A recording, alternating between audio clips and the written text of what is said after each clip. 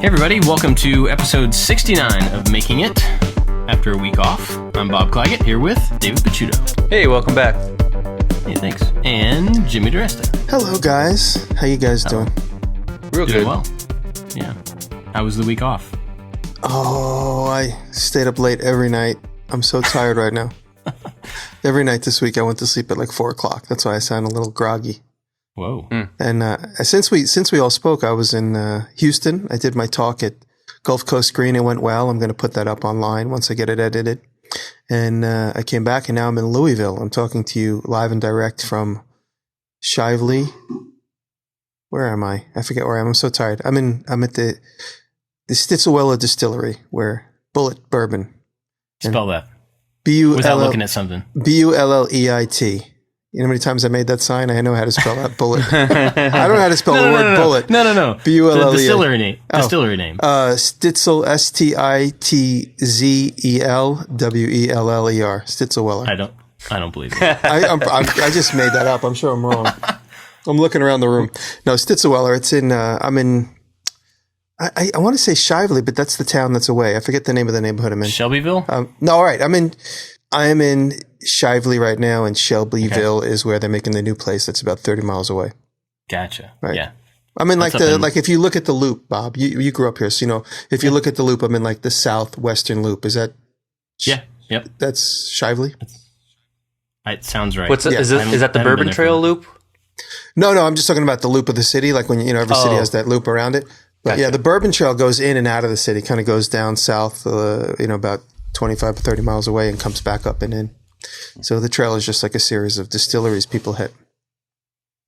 But yeah, it's I'm here doing some stuff, getting ready for the Derby, getting ready for a Kentucky Derby, but I will be gone by the time the Derby goes off Sunday. We're just going to work up getting parties set up each night leading up to, because every night there's like a different setup for a different brand. So I'm here with Dave. Dave Welders here is running around. They're ribbing me for being in an office on the computer while they're all running around doing stuff. So This is important. This is super important. No. I mean, consistency is really the name of the game. With any success, I truly believe consistency, no matter where I am, no matter what we do, no matter where anybody is, you can keep content going and, whatever it is you say you're going to be able to deliver, if you can deliver it the best you can. Consistency. Yeah. Totally agree. It was actually kind of weird for me to not do this show last week. I didn't think about how much it's become part of my routine. Sure. Yeah, same with me. But then when we had a week where we didn't do it, it was just like, oh, weird. I haven't talked to those guys in a while. Yeah, no, I felt the same way. But, you had a good reason, so. Yeah. It feels like it's been weeks since we've actually recorded, but it's only been 2. Yeah. Kind of crazy. So, what have you done in the last week, David? I can't remember what we talked about last time, but I have finished the Ulu knife, and that is part of a collaboration. So it was sent off to Austria, and I didn't realize it would take a week and a half to ship to Austria from really? Whoa. Yeah, it just arrived there yesterday. So I got that. I got a bunch of videos to edit, some antiquing videos, the whole Indiana trip. I have yet to edit that. And I ended up making another Ulu knife because I liked the way the first one came out and I wanted one for myself. And so just editing videos. Got 4 videos to edit right now. Nice. Yeah. Did you do anything differently on the second knife? No. The thing is, I thought the second one would be easier. But the blade is curved, and so there's a bevel that's on one side of the blade, and I was having a really hard time getting a nice, even, sharp bevel. And I didn't make a jig, which I should have, but I actually I didn't give it much thought, but I couldn't think of a proper way to make a jig to put that bevel on there. And I'm sure when somebody sees the video, they can say, hey, you should do this, and next time I can do that. But so the second time was a little bit harder, but it came out fine. Mm-hmm. Awesome. Well, for me, so the last one of the big reasons we missed last week was because I was in Kentucky, actually right down the road from where Jimmy is now, about 45 minutes. We just missed each other. But yeah, I was up there because my grandfather was sick, kind of near the end, and so I went up to be with him and be with my dad, his son. And so I was up there for, a week and a half or so. And so pretty awesome that my job now gives me the flexibility to be able to drop everything in an afternoon and go, to take care of something that's important. So that was pretty cool. But, and I want to talk about that today, if that's all right with you guys. But because of that, I haven't really done anything, any work. That's not entirely true, but I haven't really got a project, to talk about or show off or anything. So I was up in there in Kentucky to be with my granddad, and he was a really amazing guy. He ended up passing away while I was there, and we had the funeral and everything for him, and got to see a bunch of family, a bunch of friends I hadn't seen in a long time. And it was a really sad but good but interesting week, and for lots and lots of reasons, some of which are totally not relevant here. But it did get me thinking a whole lot about like legacy. And if you guys are all right with this, I want to talk about him for a little while. Maybe it's self-indulgent, but I just would like to talk about him and kind of the impact he had, and then we can kind of springboard off of that as to how it can apply to us. Well, I think it's also important to I'm sure you will, but qualify your grandfather as a maker. He was a very well-educated and well-skilled maker. Yeah, absolutely. So let me tell you a little bit about him. I was named after him, so he was Bob Clagett too, but he was a dentist, so he was Dr. Bob. Everybody called him Dr. Bob. So this is somebody who grew up in the Depression, didn't have much growing up. His parents ran a restaurant, and so he worked in this restaurant growing up. And there's a point to all this stuff, the reason I'm telling you these things, so wait for it. But through being in Kentucky during all this, talking to my friends and my family and, his sister and my dad and all these different people, I learned all these stories, some of which I'd heard before, some of them I hadn't. But they added a lot of context to a life that was already really impressive. So he grew up in this very, very small town, working at a restaurant that his parents owned.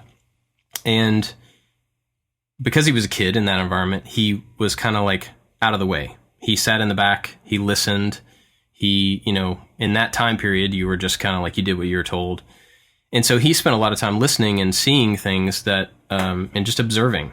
And that, I think, became part of who he was, because he was super observant, both from like a visual and listening perspective, but also just about who people were, what they needed, how they felt. He was just really observant about that stuff. And so he grew up, he was in the Navy. He was a dentist in the Navy, has some really crazy Navy stories, which would take up an entire show by themselves. Was he in two? Was he in World War II? No, he was in Korean conflict. But he has just some really crazy stories. They're pretty amazing to listen to. But anyway, he was in the Navy, and then got out of the Navy and continued being a dentist, and was a dentist until he retired. And then my dad and my uncle were also dentists. They all had a practice together. But somewhere, I don't know the exact year, but somewhere after he got out of the Navy, he started painting. And it was just like a random, I don't think he had any art training of any kind, but he just started painting. And so he, for the rest of his life, for probably, 60, 70 years, painted landscapes and portraits and just an unimaginable number of paintings. We were going through his house and just looking at all of the production, everything he produced that was still in the house. And there's a bunch that he gave away and stuff, but to look at somebody's body of work at the end of their life and be like, whoa, that's a lot of stuff, and that was just painting. So he painted, and then eventually he used his woodworking skills to start carving. And we've talked about his birds and his fish before that he's carved. Just beautiful, anatomically correct fish and birds. And the reason I brought up the observation earlier is because when you look at these birds and you look at these fish, you can tell how much time he spent observing and watching their behavior and watching, what they ate and listening to the sounds that individual birds would make and stuff. We would sit around on the back porch and he would say, oh, listen to that. That's a whatever, that's a robin, or that's a killdeer, or that's a whatever bird it was. He knew all that stuff. And he observed them to the point to where when he carved them, he was carving like specific patterns within their wings. He would find dead birds and cast their feet and then pour them. He would mold their feet and then cast them in lead. So when he made these sculptures, they would have lead accurate feet that he could bend. Wow. That's and crazy. I found, while I was there, I found a bunch of the molds of these feet. It was amazing. It was just like so cool to see. Wow, that's cool. And the fish were the same way. It was like you could see all the scales, you could see, the individual like patterns. And I was looking at one of them up close, and I never understood how they look so lifelike. And I realized that he made some sort of a gel coat with a sparkle in it. So he painted them, and then he put this over it, and that sparkle was just there enough to give you that like fish scale sparkle look, and they look totally realistic. But the point being is like he was super observant about the world around him, and then could turn those things that he had noticed into something and like make something right out of it. So yeah, he was totally a maker. Can I interrupt? Do you happen to have anything he made nearby you? I don't have any. Actually, yeah, I got some birds. Hold on. Oh, there it is, right there. Well, so we'll put some pictures of these in the show notes. But oh wow, that's incredible! It looks like a bird sitting on a piece of wood in front of you. Yeah. Wow. Is that carved in like a piece of basswood or something? Yeah, all the bases are just like different kinds of. But the bird itself is carved into like a piece of basswood or something? Yeah, he used basswood for most of his carving. And I mean, just like, I'll put close-up pictures of these in the show notes. Just the painting and the carving together. They're incredible. Yeah. And so we were looking at, you guys can see these birds. We were looking at his house, and my niece and nephew went around and started counting how many birds they could find. They found 182 birds in his house. Whoa. But we found one that was numbered on the bottom, 283 or something. And, all of us grandkids have them, and they've been like given away because he just would give all this stuff away. And so they are all over the place. And who knows how many there have been or are. That's like a hummingbird. That's insane. Balanced in a flower, yeah. In a flower that he carved, Yeah, he was something pretty amazing. Yeah. But anyway, so I say all this because he was totally a maker, totally a child of the Depression, meaning that he didn't throw anything away, that he fixed everything he could possibly fix. He didn't like just throw stuff away and buy a new one. We were joking while we were at his house because somebody went to go to the bathroom and they lifted up the toilet seat. A toilet seat, which, we would immediately throw away and go buy a new one, right, if it was cracked. This toilet seat had a crack in it, and underneath it, there was a metal plate holding this toilet seat together with epoxy and like 4 different kinds of screws. And we were all joking, like, only Granddad would, like take the time to fix a toilet seat instead of go buy a new one. It's funny. I just talked to my lecturer, and we talked about generations of makers. And I said, our generation, our grandfathers fixed stuff, but the new generations of kids, they're having grandfathers that never fixed or did anything with their hands. And so that's where the idea of makers is just slowly starting to catch back on again because of people like us, our generation. Right. Your grandfather knew how to make things, and it wasn't anything special. It just was what it was. Right. That culture is disappearing. Yeah. And that's, I think that's part of what I wanted to talk about. And this goes, we can talk specifically about making because that's relevant to what we're talking about, but it also goes into just the way we treat people and the opportunities we give the people around us and stuff. But I think, in everything that we do, no matter what our job is, or no matter how we present our content, or no matter how big our family is, or whatever, we have like an opportunity to decide, like, if I'm going to do this thing, if I'm going to make this thing or fix this thing, I could do it in like the cheapest, fastest, whatever way possible, or I can do it my best. And through watching my granddad, he did everything his best. And sometimes that meant it took a long time, or it was, out of what he had on hand or whatever. But the fact that he didn't do the quick and easy, and that he took the time, to observe and to translate those details into reality, that said a lot to me. And I grew up watching him. And so that has informed a lot of who I am. and a lot of like why I think it's important to do certain things and to not throw certain things away, and why I think it's important to teach. He was also a teacher, like not like a accredited teacher, but this is somebody who, his livelihood was being a dentist, but then he also would just like randomly give drawing lessons and painting lessons at churches or at whatever. He used to volunteer at a women's prison like several nights a week for years, helping these recovering women figure out a way to talk about the problems that they had and get past things. It's amazing. He did tons of stuff like that. And, looking back at because at the end of somebody's life, you can easily look back and see like, wow, this is the impact that they had. And so as we got to talking about him a lot, looking back at all the ways that he affected not only us as his family, because we got to see him up close, but the way that he affected like to the community. And he was, like he helped all those women at that prison. He was on like all these advisory boards to help hospitals get started and to preserve old buildings, and to he worked against segregation, to like mix the races in certain parts of our town that I grew up in, and just like he had far-reaching impact. Probably in a lot of ways that we will never know, but it was really amazing to look back on somebody's life and be able to point out so many different ways that he left a legacy, that he had an impact.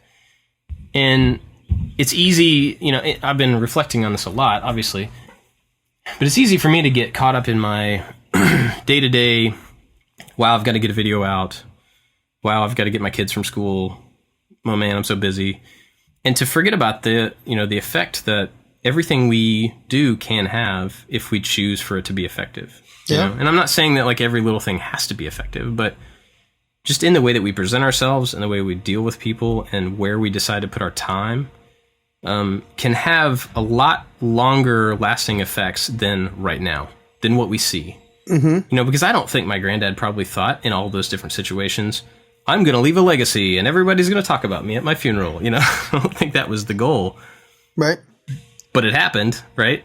Because he chose to go after the good and chose to invest himself in places where it was helpful to people. And I don't know. Do you guys have any thoughts about that? I know maybe this isn't even a conversation. Maybe this is just me talking about my granddad. But no, it's amazing. It's really amazing. It's amazing.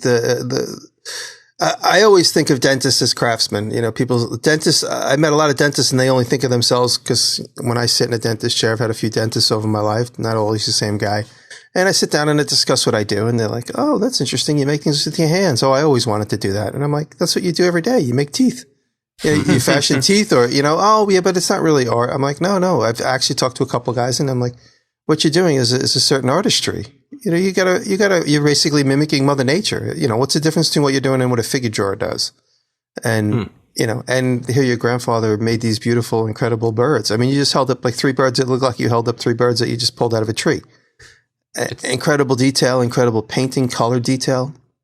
And it's amazing when someone's motivated just by instinct and not necessarily by any other thing. Like he wasn't motivated by money or I don't know him that well, but the idea that he made these birds and just gave them out away to people, it's really a beautiful thing that somebody's just motivated to just create.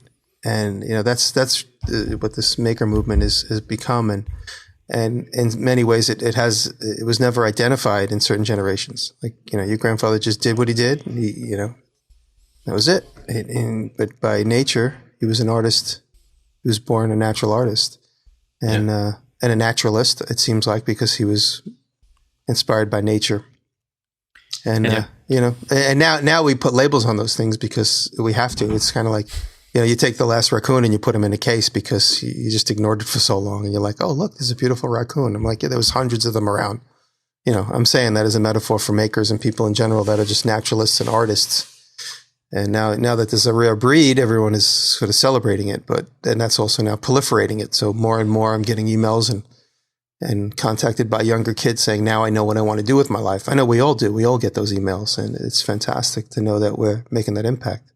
And in many ways, there's no doubt about it. Your grandfather affected you and your father, and here you are giving what he gave you to the world. I mean, you talked about him several times over the year.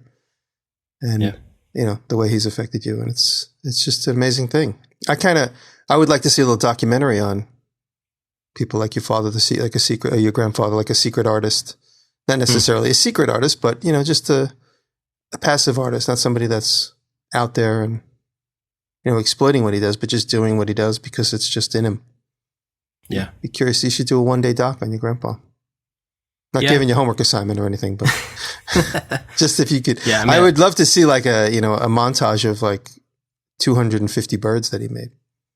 Yeah. So you got to go collect I do have them. some footage of some of his birds and stuff, but yeah, I wish that I had, it's easier in hindsight, Sure. excuse me, in hindsight to look back and say, oh, I wish I had done this. I wish I had done that. I really do wish that I had gotten some video of him telling his stories and showing some of his stuff from him. It's different coming from the person that created it, but Yeah.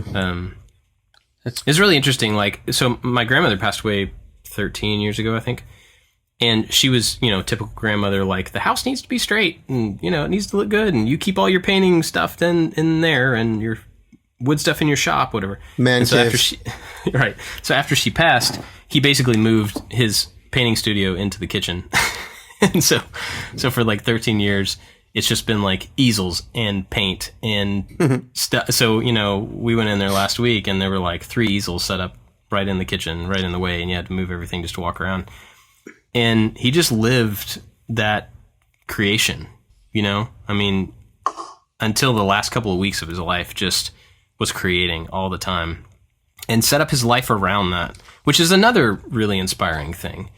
Not everybody's going to be able to make a living necessarily, making things, but through some other kind of separate things recently, I've started thinking more about how, like the work-life balance idea is kind of, if you throw that away and just decide that it's all the same thing and that your life is just the thing that has work in it, and then if you kind of accept that, you can create your life around what you do, even if you have a full-time job. Like he did, he created his kitchen, which normally would have been one thing, he made it into a way for him to create. And so anytime he walked through that kitchen, he had the potential to create. And through thinking about that, I got to thinking about a lot of people who have full-time jobs who really keep their passion for whatever it is separate from, I have to do this thing 40 hours a week. And I don't know how you would do this, but if you can like try to figure out how to just stick those things together, put your passion in the way so that you have to walk through it every time you do the essential stuff, it just becomes, it's not a separate thing that you only do on the weekends. It's just like part of how you do your time, part of how you live your life. And I don't know if that makes any sense at all, but from walking through his house, you could just see that that's what he did. Like he put his creation and put his passion in the way of everything else, and he had to go through it. It's a great way to put it, actually, because it's funny when you think about, like, I think about my YouTube channel and, the passion that's become all of ours is making these videos and, sharing what we do with the world. It's definitely in the way. And it's like, it's definitely in the way. It's funny because now, like, it's no secret. Every single time I get a job, I'm like, okay, is this going to be a movie? Can it be a movie? Yeah. If how can I manipulate it to make it into a good movie? If it's going to be something, all right, let me just make a movie that's about, this technique. And so, yeah, that's a good way to put it. The passion being in the way of everything else so that it gets done. Yeah. It's funny. I just had a dentist fill cavities in my mouth yesterday. But going back to the legacy thing, I just wanted to point out, I think there's 2 different types of legacies.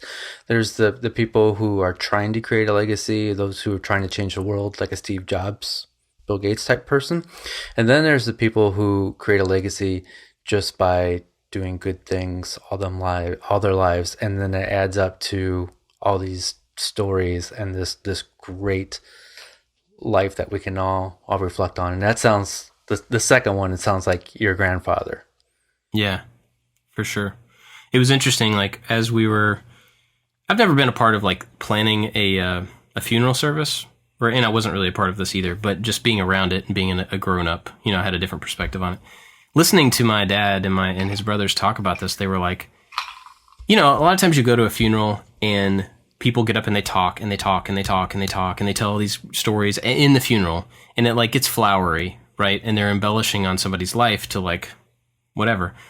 With my granddad, it was like, what could we possibly get up and talk about that everybody doesn't already know? You know, anybody that knows him knows what he's done, who he's affected. They know the stories. They know who he was, you know. So they decided to have like a really short funeral because like, what else could we possibly add to the life that he lived in talking about it? And that was pretty awesome. Yeah, that's a good compliment. About that. You know, like I would love that when I pass, if that's the thing that's done, you know, where they don't feel like they have to flower up my life because, you know, I did what I did and the impact is obvious. So I don't know, maybe I don't know if that's relevant, and I'm rambling a lot in this, but you know, this stuff's all been swirling around, and it's all kind of mixed and mingled in my head, but, are your uncles makers in any way? Artists?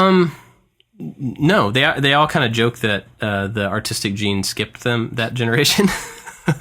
Although, you know, two of them are dentists, and like my dad has always made stuff and has always had a wood shop. And actually, I got to see a TARDIS he made for my nephew the other day. He built like the blue phone booth from Doctor Who closet, and it was pretty awesome. So it's funny because I was thinking of a turtle while you were talking. Not a tortoise, a TARDIS. We're back to mallards and mallets again. Oh no, here we go. Yeah, blue turtle. Yeah, but they do joke about how you know, how it's like skipped their generation and hit all of us kids. Mm-hmm. But I had never really thought about that. You were talking about like the dentists being kind of makers, and that's totally true because my dad was telling me about like all these different processes they use to mold teeth or to take impressions, and it's like the same stuff we do when we make molds, and you know, and my granddad would use a lot of those same techniques in his art, which was really cool. He used to carve these little miniature buildings, like it would fit in the palm of your hand buildings, super detailed, historically accurate sculptures.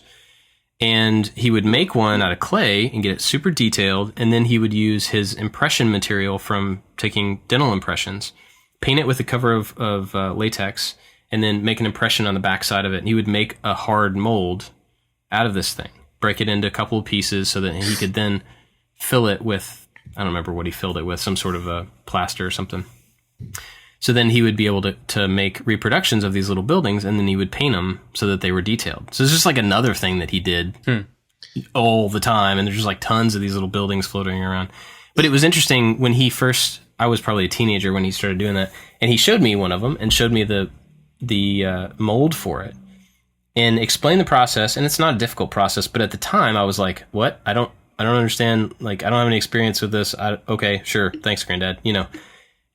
And now I'm looking back at it like, man, I would have learned a whole lot about mold making if I just paid attention.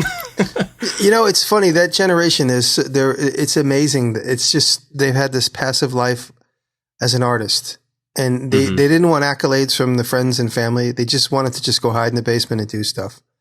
And it's the reason I bring this up, because it's very similar to, my sister lives in Long Island, and she is friends with a woman. And one day the woman said to her, my father passed away, and I have a whole basement full of tools. I don't know what to do with them. I'm not going to take the time to sell them. Do you think your brother would be interested? Because she knows me from YouTube. And so me and my dad went over there. The woman was super sweet. And she's like, anything downstairs is yours. Take whatever you want. My dad passed away. He spent his whole life hiding down there making things. Nobody in the family does what he did. I just don't want him to go to waste. I want him to go to somebody that can appreciate them. And so me and my dad went down into this gentleman's workshop. He was in his 90s when he passed away. And it's just amazing to see all the little intricate things he saved, the things that were important to him, the tools, the way he put them in a certain spot. She just said, I have to sell the house. Please, you know, I want more than anything for you guys to take them, because, you know, if you can't use them, you'll find somebody that can. She didn't want any money.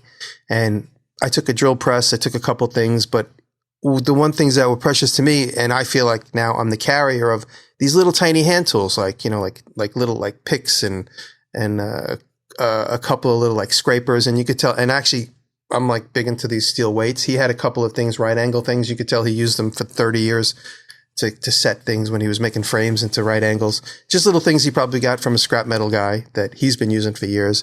And so I took a couple of these possessions, and I always feel, and I've done this a few times in my life now, I feel like when I take these tools from these older guys, you know, their spirit lives with them. And so I have the spirit of several of these type of, World War II era maker guys that never wanted any accolades. They just wanted something to do away from the regular grind. A lot of these guys had families. Like, Bob, you're an exception. You're the only one I know that has 4 kids.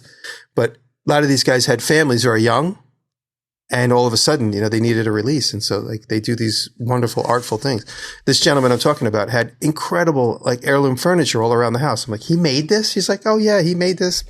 I don't know what to do with it. I'm like, it belongs in a museum. And he made this too. I don't know what we're going to do. Like, these beautiful pieces of, like, kind of craftsman style furniture. And when I see the tools he didn't really have a great set of tools, but he made incredible stuff. He had this, like, little rinky-dink table saw and a couple of hand planes. But the furniture that was, I go, he made all this stuff in the house from what was downstairs. I just, like, double checked with her. She's like, yeah. And then recently I got a chance to go and see this other guy's shop, this abandoned machine shop. And walking through that, you just think to yourself, like, how skilled was this guy? He had all these incredible machines. Like, some of them I never even saw. I didn't even know what they were. I had to look them up. But apparently this guy, he passed away years ago. So he had to be from that generation. And his shop was just sitting here empty. And we laughed, me and Billy and Dave, we found a carton of cigarettes hidden inside one of the milling machines. Like a carton of cigarettes they had to be from like 1980. They were so old. And we laughed, like the guy probably was out here smoking so as well, because he wasn't allowed to smoke in the house or something. But he had them like hidden inside of a compartment inside of one of the machines. So it's just that generation of makers, I think one of these news reporters called the greatest nation alive or something, or the greatest generation alive, the generation of young men, of young men that were, in their 20s during World War II. There were so many skilled makers, and it just wasn't exploited the way it is now. Like I said, it's because there's fewer of us, and so we're kind of we're held more in high regard, because it's just like, oh, he's just in the basement making an exact perfect replica of a bird. Like, meanwhile, he could probably get a job at, one of the most prestigious natural history museums. I mean, it's really something to consider, is to collect all his artwork and try and figure out how to put a show on for somehow, some ways, just so people can really honor the work that he did. Yeah. I mean, of course, about that, actually. Of course, he sounds like a wonderful person, aside from, the wonderful things he left behind. Mm-hmm. So that just makes it all the more better to see all these things together. So we need these. I mean, it's kind of, there's sad moments for sure, but we need them to help us remember that, we are fragile, and there is a limited time, and we need to make really good use of that time. Spread positivity, help other people as much as we can. Yeah, for sure. Like this whole thing with my grandfather has kind of compounded on several other things that have happened to me over the last 6 months or so. And like the marathon event, and if you don't know what I'm talking about, you can go back and watch my video that talks about that. But being faced with exactly what you said, the fragility of our lives, and like with being faced with death, gives you a different perspective. And in the moment of both of those events, I was like, ugh, this is awful.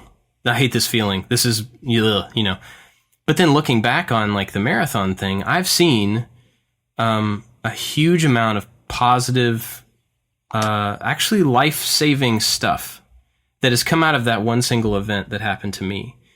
And so it's really interesting to be faced with, at the time, what I think is like a horrible, I don't want this feeling.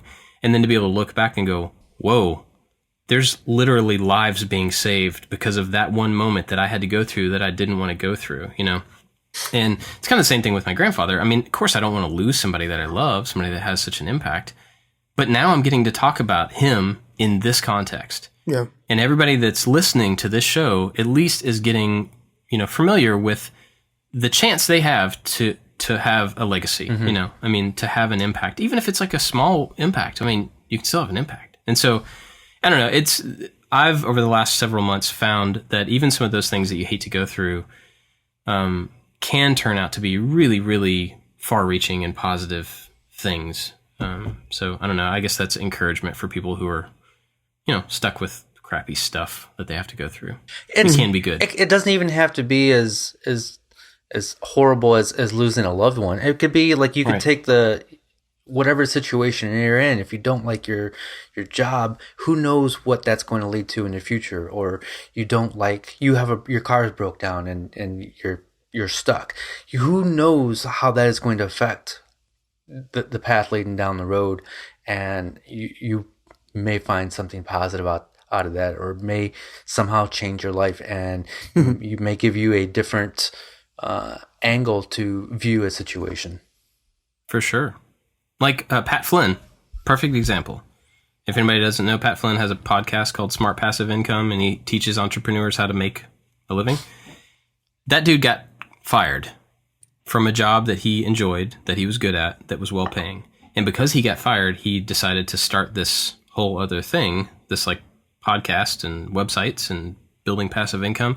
So because he got fired, at least David and I, Jimmy, I don't know if you listen to him, but at least the two of us have learned a lot about running our businesses because of the knowledge that he gained after getting fired. You know, and and we are two of thousands and thousands of people who have learned from him and continue to learn from him. Well, there's tons of stuff like that. People always ask me what started my YouTube channel. I said to revenge, Discovery dropping my show.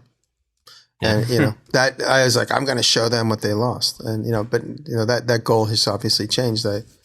I'm inspiring people. So my YouTube channel was a reaction to being let go by Discovery Channel. And I was like, you know what? I don't want to make movies, and I don't want to be behind the camera, and I don't want to edit, but I'm going to show them. And, here I am. Now you love making movies. Now you love editing. And I'm obsessed. It's like my passion. And it's like everything gets, dissected in my mind into like, okay, how can this be a video? But I was always I always wanted somebody else to do it for me, because I just wanted to make stuff. I didn't want to film it.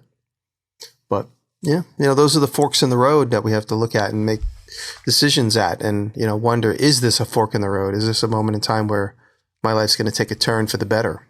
Can I manipulate that turn and make it a turn for the better? Or, is this going to be a turn for the worse? And can I see that coming? Yeah. And like, sorry, go ahead. Oh, no, I was just going to say, and then how will it impact my friends and family? Yeah. Well, and that leads to what I was going to say is like, it's easy, I guess, to keep the context here, to think about the context within the three of us, right? We have big platforms. We can speak to thousands of people at a time. That's not what I'm saying about legacy. Legacy and about impacting people is about impacting your kids or your friends or the neighbor next door or some random person in a parking lot or whatever. I mean, it's about like affecting people, human beings that are close to you or that you have reach to. So, and that can be, I don't want to say as small as teaching your kids something, because that's a huge thing. I mean, as like, direct as teaching your kids something, that has as much impact as us making a video about whatever and so many people seeing it. So, I don't want people to like listen to that and be like, well, I don't have a platform, so I can't have that kind of impact. Totally not true. My granddad did not have a YouTube channel. Huge impact out of one person who was not trying to be famous, not trying to be popular, not trying to be any of that stuff, Yeah, it's the same thing with my dad. My dad is the same way. He's like so kind. He's kind to a fault, where it's like, I'm like, stop trying. People aren't paying attention. And, but he's just, so many people see how kind and generous he is. And, I just hope that rubs off. And again, he doesn't have a YouTube channel, of course. But we should start like a channel that's all about our dads and granddads. Just give them episodes. People who don't have channels for themselves. Cool. Well, do you guys have anything else to talk about with this? I know I just rambled, and it was good to talk about it. It was more than a ramble. It felt good, and we can all learn from other people's experiences. So it didn't feel like a ramble. It felt like a good, like, let's talk about this. Let's understand where we're all coming from and where we're all going.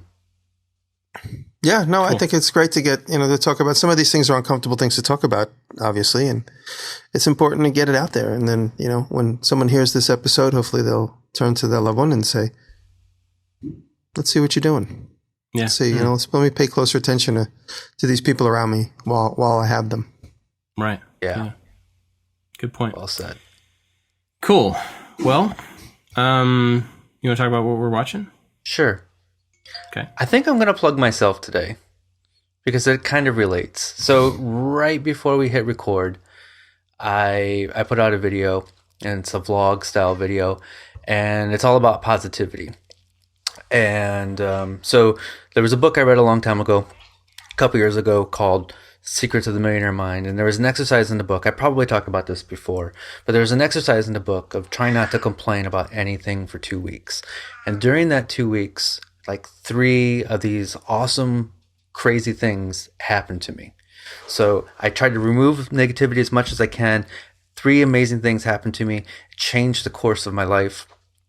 And I'm here because of that period in my life.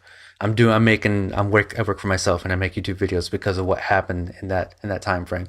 So check out my vlog, little plug for me, and maybe I'll add something else here too that's not about me. There's a website by this artist named Bill Prickett, and he just does these wood sculptures, wildlife, and they are absolutely amazing and lifelike.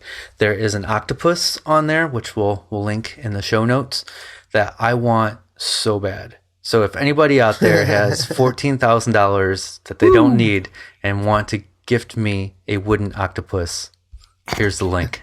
It's amazing. It's so beautiful. Very cool. It's funny that your vlog video, I watched it right before we got on Skype, and I already put it in the show notes. Oh, for your selection before you even said that.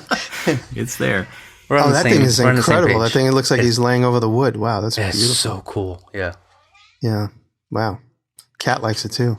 Yeah, my cat's crying. He's hungry. Well, I was gonna talk about a couple things, but you just reminded me, since you said you wanted to buy this piece of art. I bought a piece of art while we were away in September. I talked about it, and actually Marco finally emailed me. He said he's completed. Marco Trinisi makes these little tiny planes, and we made the transaction. I bought one from him, and I'm so proud to say that I own a piece of work that he actually made by hand. He made a little replica of a Lee Nielsen plane, and I'm going to get one, and it's completely operable. And so I think Marco's a fantastic artist. He inspires me because he makes things really tiny, and he makes them absolutely accurate. It seems almost more accurate the way he makes them than they are in real existence. So check out Marco Trinisi. But I also wanted to say, so thank you, Marco. I know you probably never hear this, but I wanted to thank you for that. But check him out as an artist on Instagram. And I also just wanted to say I saw the Colin Furze series where he makes this hover bike. And it's insane. And then I don't know what's going on. There's, in life, these inventions trend. And it seems like there's like a trend of this hover bike. I open Popular Mechanics, and there's some guy standing on like a pair of like a hover feet. There's like episode in one of the articles is like the best inventions. I was at the airport. So this idea of this hover thing is kind of cool. It's got me thinking of like some sort of like quirky mobility machine. And so I got a couple of ideas brewing. And one thing I haven't spent my time doing is making like a kind of like a Burning Man build, which is kind of like this outlandish mechanical thing, whether it be practical or not. But the idea of just making this impractical object leads to other real practical things, whether directly or indirectly. So the Colin Furze thing has got me inspired to do some sort of mobility robot. I'm not exactly sure what it's going to be. I have some ideas, but I don't want to commit to anything until I actually start building. So that's got me going. And I was able to catch up on some of my videos. While I have a second to talk, I got a leather backpack video coming out. And people that are on my Patreon have already seen it. And getting close to finishing my book, thankfully. That's part of the leather backpack was part of that. And I was able to make a sheath for my leather knife, which is a video I just put out. My Bee House video is probably going to be out by the time this airs. Dave's done 3 episodes of the Bee House video, so he's got all the behind-the-scenes stuff. But I did a Core 77 episode of it, so I get to explain exactly what we're doing. And it just feels good to catch up. So nice. Thank you. It's funny. I added a mobility-centric project to my list this week, too. Oh, right on. Yeah, it's one that I don't know that I could actually pull off. I don't know if I'll ever even try it, but my goal is make a fair New York. So if I can get something done by the end of the summer to walk around there with, or ride around, or hover around, depends on what happens. It's interesting that you put that on the list, Bob, but you may not get to it. But it's cool to put those things on a list because you don't know what you may learn over the course of the next month, year or so, and then you might look at that list and like, oh, Now is a perfect time to do that. And I love how you put these things on your list that are maybe out of your range. Yeah. No. So. Yeah, it went directly onto my Totally Bananas list. I like that. It did. So my video this week is a guy named James Hill. He plays ukulele. And my brother's a musician as well, and so he always sends me like really cool people and stuff. But this guy plays the ukulele in a way I've never ever seen anybody else play it. And this song in particular is one of my favorite songs of all time, "Voodoo Child" by Jimi Hendrix. Mm-hmm. Unbelievable song, but he does it on a uke in a single take with no looping, and it is amazing. So, and I haven't watched a bunch of it. I've watched a couple of his other ones. But I'm imagining like Stevie Ray Vaughan, where like you got the rhythm and the lead coming out of the same hands. Yep. Yeah. That's it. Yeah. He has some sort of weird percussive hand thing that I can't even like see what he's doing. I don't understand it. Yeah. That was always something that I loved about Stevie Ray Vaughan, how he can kind of play a lead and a rhythm all at the same time. It just all comes out of like an explosion of sound. Yeah. Yep. So I'll put links to that, but check out James Hill.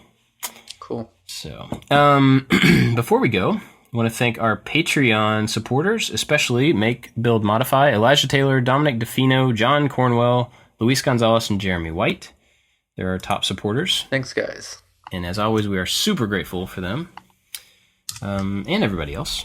All of the support, even the $1 ones, still help us do what we do. Do you know how many emails we don't reply to about sponsorships because we're happy with Patreon right now?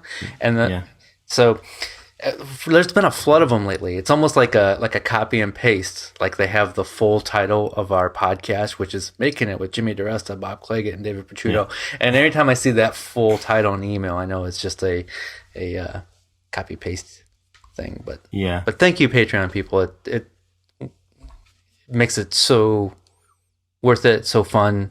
Yeah. It makes it super cool that we can do this and we don't have to worry about getting a sponsor to pay for the hosting bill. Yes. That's great, Hey, you guys just reminded me of something. I've been having a conversation the last couple of days with a couple of investors, guys that I've been talking to for about a year now about trying to help, me with the next step in my career. And talking about this maker educational space, lately we've been kicking around the term maker mecca, the maker mecca. And I found this tremendous building nearby. I talked about it a little bit. I didn't really say details, but I found a tremendous building near my house in upstate New York that I can get into right away, but I have to buy it. That's the difference. So I'm working on getting a mortgage, but these guys might help invest. And the one thing they keep saying is, will people really come there? Will people really come and see you there in upstate New York? Like, why don't you want to stay in Manhattan? I'm like, because I have 10,000 square feet potentially upstate under a covered roof. I could have a lecture hall if I want. I could have like video YouTube sets set up forever. Bob, I can recreate your room in this particular building that I'm looking at. And you can come to New York and you could shoot with all your fake organs and stuff in the background.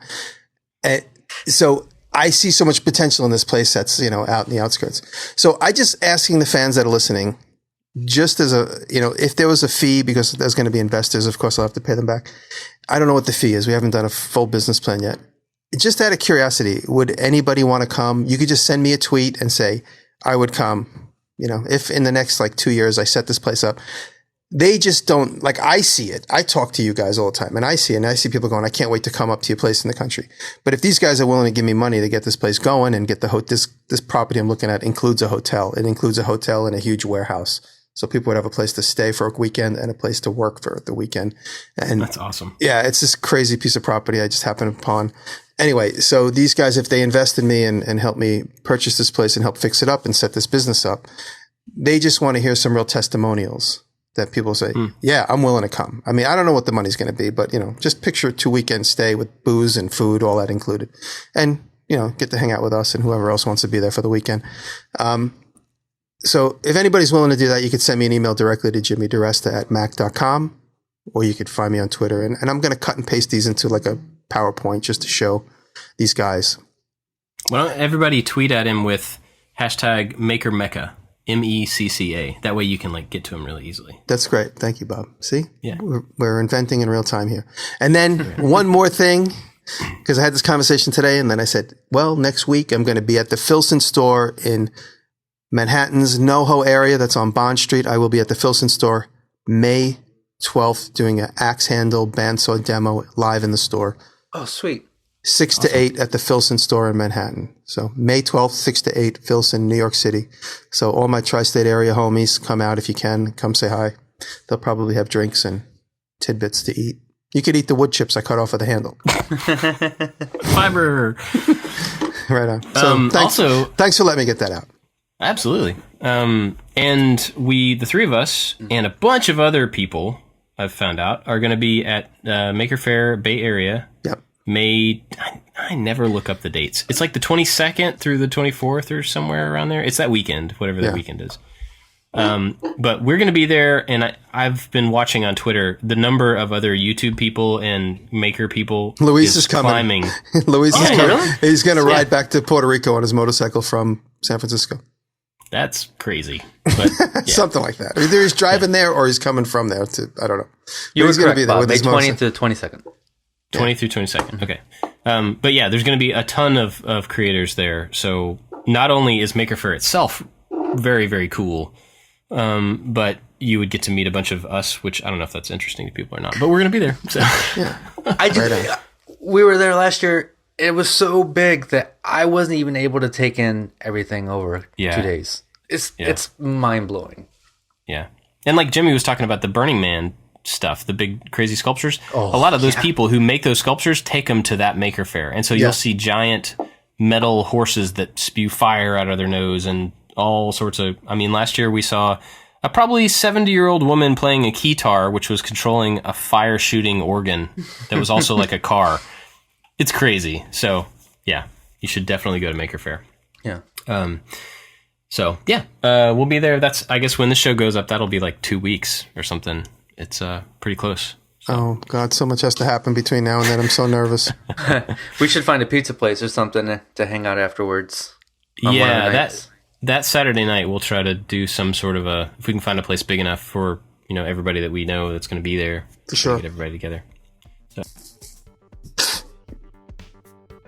Figure it out. Yeah, it'll be fun. Probably day of as we figure it out. Cool. Well, that's it for this week.